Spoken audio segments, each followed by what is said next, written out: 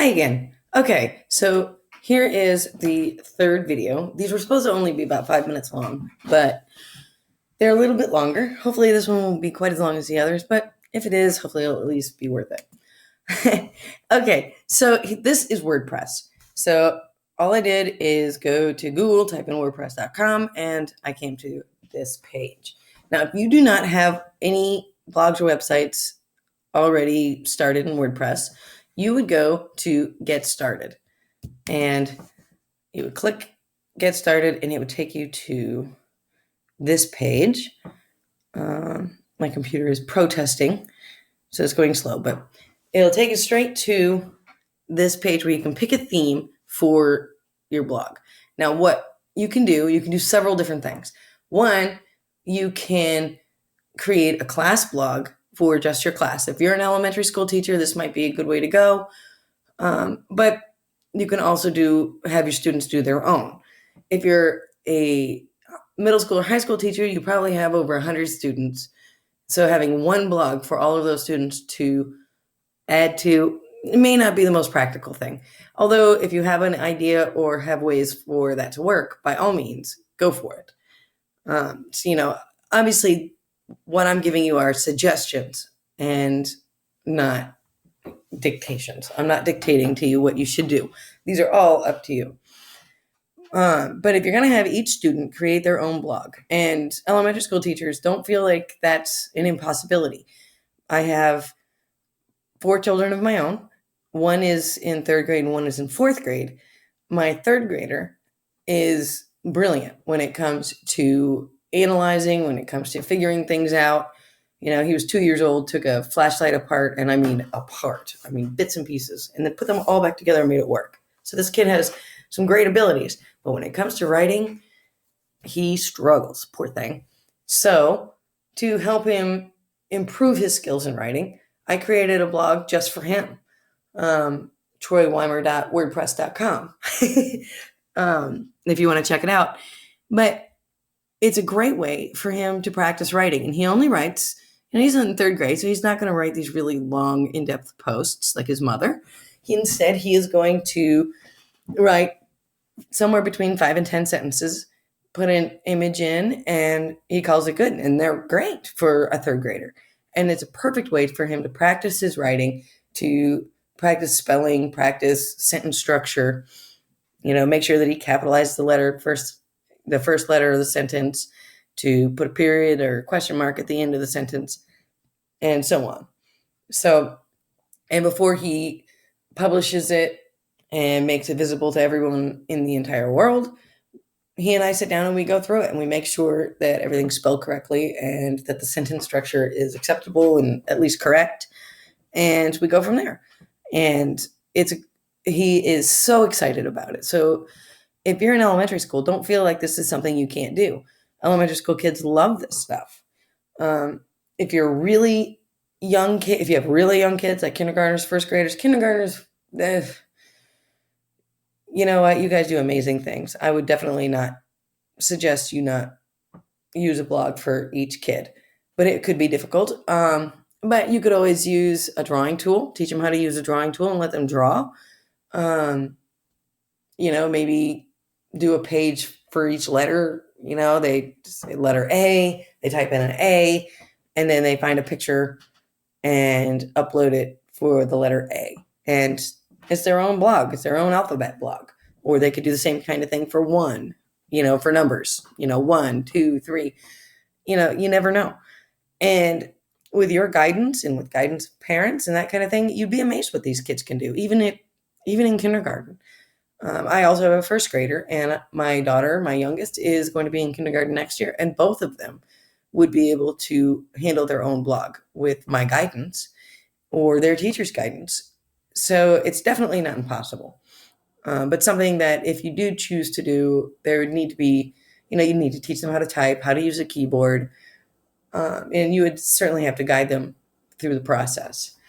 Your older kids, once they get into 3rd grade, they have at least 3rd grade, they have the ability to pick out a theme that they like. They can do a little bit more. They can be more creative, but goodness, there's so many things they can do. So let's pick out a theme. I'm just going to pick one here. Let's just pick that one. So now I've got a theme. So the next step is to pick a domain. Let's say my blog for school. Okay, so they'd be like www.myblogforschool.wordpress.com. Okay, actually, it looks like somebody has my blog for school already. So they changed it to myblogforschoolsite.wordpress.com. So let's say we like that and we go with it. So you select it. You can go with the free site. If you want to pay for it, go for it. But if you're anything like the majority of teachers that I know, free is awesome. And the free version for normal everyday school purposes is absolutely fine. If you're a computer science person, if you're doing a blogging class, then maybe this is something that where you can get into the paid sites and maybe have the students buy their own sites or whatever, but that's up to you. But for our purposes, we're going to go with free. So now we've got that. It's going to ask you to pick a plan. We just picked the free domain, so let's go with the free everything. So we're going to select the free plan. But again, you can upgrade it. The differences are WordPress is going to host your website in the free plan. You get to host it if you pay for it. If you host it, you have more options, but that's not important. Believe me, it's not important. At least not for normal school things. Now, if you're a computer science teacher, if you are teaching a course on blogging and these kids are going to keep their blogs, as you noticed, there was a little bit of an expense. It was $99 for one site, for your typical site. And that's pretty standard. Some of your other hosting sites, GoDaddy, DreamHost. I use DreamHost personally for instructional design by Kelly. And that's a $99 hosting every year. This is something that if your students want to do it and that's something that you require for your course, that's fine. But again, for our purposes, we're going to stick with free. So I'm going to do your email address and password. Now, I already have sites through WordPress, so I'm going to kidsandpups@gmail.com. And it's going to tell me that I've got to log in. So I've got this all set up. Oh, it just signed me in as my son. Oh, well, that's okay. So I've got to start all over again, but that's okay. I wanted to walk you through the original setup, but unfortunately, because all of my emails are used up, I have to start all over. So let's see, my blog for school. And okay, now I came up with my blog for school 2016. We'll go with that. That's fine too. And I'm going to stick with the free plan. And almost done. And here we go. So I haven't done anything yet. So now I'm going to click on Get Started here to do my first post. And it will take us to a screen here. There we go. Now this is your administrator's theme or screen. So I'll type in my title. Let's call it My First Post. There we go. I can pick featured images, which will show up every time I look for my blog.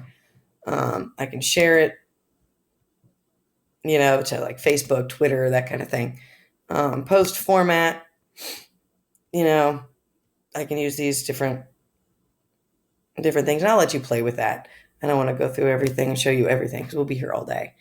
More options. Some of this is how to be found easier in Google. It's called search engine optimization, SEO. if you want to get into that, that would be another post. That can be kind of complicated. We're not going to get into that right now. You can do location. For schools, I might recommend not doing that, but it's up to you again. So anyway, so now we can go ahead and start our post. This is my first post. Blah, blah, blah. Okay, and I can bold, I can italicize, I can add bulleted lists, numbered lists. I can make different sized headings. I can add my media. I can add a picture. So I'll go in here. I think these are choice pictures. Oh, I can add new. So I'll click add new, and it's going to go to, again, I'm on my Chromebook. So it's going to go to my Google Drive immediately. And let's say I want to just pick a laptop. And there it is, and I can insert it into my post. I can just click insert. And there it is. So let's say there's my post is completed. So I like what I wrote. I'm happy with it. If there's something, if these kids are a little bit more advanced, and this is how you can differentiate too. Some of your advanced kids, you can have them work an hour of code at code.com and learn how to code, and then they can utilize, or maybe they already know how to code. They can go to HTML view and they can write and make their post in HTML. If they want to embed a video from YouTube, they can copy the embed code and then they need to go into HTML, go to the HTML side thing there, and they can just copy and paste it right into their blog and then go back to visual. That's usually how I do it. If they want to make a link, they can highlight a word, click link, and link to instructional design by Kelly. Always do that. And open link in a new tab, add the link. Boom. So there they go. Now when they're done, they can hit preview and see what it looks like.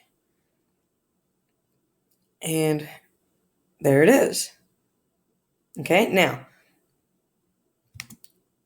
they can also work on their theme. They can customize their theme. But they need to go to the admin portion. So we'll go here. There it is, themes. They'll hit customize. Okay. And I believe this is my son Troy. Yeah, this is my son Troy's site. I logged in there. So he's got his website here. I'm going to show it off for you. So here's his site. And he's got a few posts. All right. So if they've got more, that's how they would do that. We're going to go to my blog for school. Click here. And that will take you to the admin side. They can add more pages. Okay. They can customize their theme. So you hit customize. And they can make their website look nice. So wait for that to come up. Okay, so they can do a custom design. There's the picture that comes with the theme. If they want to change that, they can do that.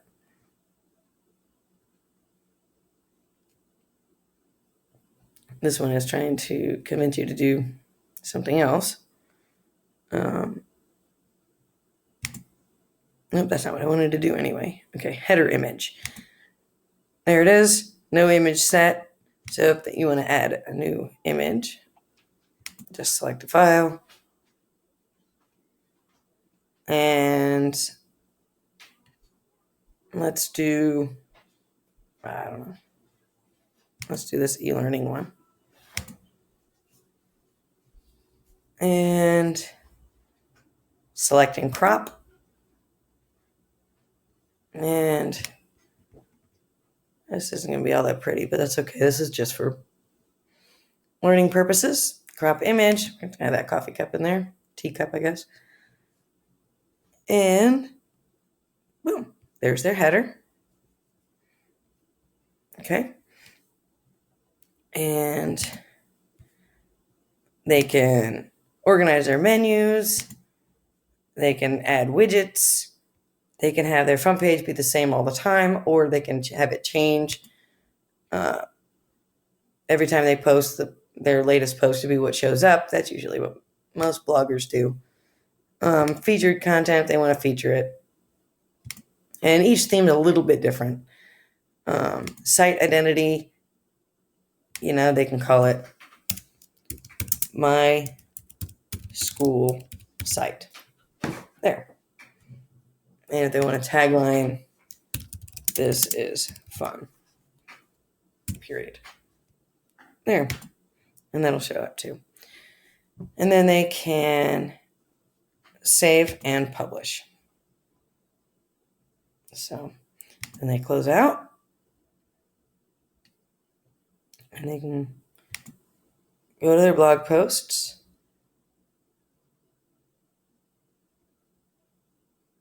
Where did the other one go that we wrote? I think we lost it. Bummer. Oh, wait, there it is. Drafts. Okay, so there's our first post. And we can hit publish.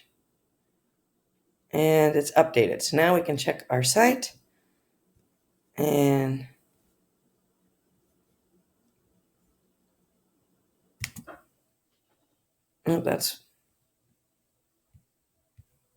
mine's a little bit different, so bear with me here. There it is. Visit my school site. There it is. Now, obviously, this isn't beautiful. It's not exactly how we might want it, but for educational purposes, there you go. So that is the skinny on making posts. But you see how simple it is. And then each day you can say, okay, log into your blog, start a post. So I log in and add post. Or they could just click on that little icon. That went away really fast. But that little icon there with the pencil on it, this one here, you could just click on that and create a new post right from there. And there they go. And that's it. And if you decide you don't like a site, you can get rid of it as well. But anyway, that's how you can do a blog. And these kids they can check their stats. They can see, how many people have viewed it, comments, followers, that kind of thing. And you'll see some kids taking a lot of ownership in their blogs. Some kids will only do what you assign. Other kids will go home and start adding more to it. And it depends, if you're a chemistry teacher and you're doing only chemistry stuff on the blog, unless you have a kid really interested in chemistry, which my son Troy actually loves science. And having a former science teacher for a mom is an advantage. So we do a lot of different science experiments using household materials at home. And so maybe he chooses to do one, he explains it, he takes a video of himself doing it, and then he adds it to his school chemistry site and says, hey, Mr. So-and-so, hey, Mrs. So-and-so, look what I did. And, now maybe he gets some extra credit for adding to the blog without being asked. There's all kinds of things that you can do with the blog. Some of these kids are going to take a lot of ownership in it, like I said, and some others will take just a little bit. Either way, it's an opportunity for you to assess their writing ability, their ability to explain concepts that you have covered. You can do these daily, you can do them weekly, you can do them monthly. You can do whatever you want with them. But it's a great way to formatively assess writing. You can get your, you can hit a lot of your Common Core ELA standards with this. You can just teach writing, even if it's not the standards you're concerned about. There's a big push for teaching students how to write, and having them do their own blog is an excellent way to continuously formatively assess their writing abilities. But you can also formatively assess concepts that you've gone over on a day-to-day basis. Let's say you spend 2 days going over solubility. So now you have your students, you write a question up on the board when they walk in and say, okay, everybody get on your blog and answer the question up on the board about solubility. You have 20 minutes, 15 minutes, whatever. And so they go ahead and blog. And then if you follow each student's blog, you can see when you go to the site, there's a way to follow. Maybe not in this view, though, now that I think about it. Well, down here, usually in this corner, when you're viewing somebody else's blog, a little bubble will pop up and it could say plus follow. And you just click on that and you'll follow their blogs. And so every time you sign into WordPress, you'll see all of the latest posts from any blog that you're following. So if you follow all of your students' blogs, you'll be able to see all of their posts right away. And so you can go in and click on each blog post and use a rubric to grade it. You can alter some of your rubrics to fit the needs of your ELAs or ELL students or your special ed students. There's so much you can do. Blogging it's a great way to let them utilize their creativity. It's a great way to do so many different things. The sky's the limit, and use it for whatever you think of, whatever you want to do, and enjoy it. It's fun, and the students will enjoy it. And I don't know, for me, this is one of my favorite formative assessment type tools. So I hope this was helpful. If you have any questions, please feel free to leave them in the comment section. I'll be happy to get back to you. Have a good day.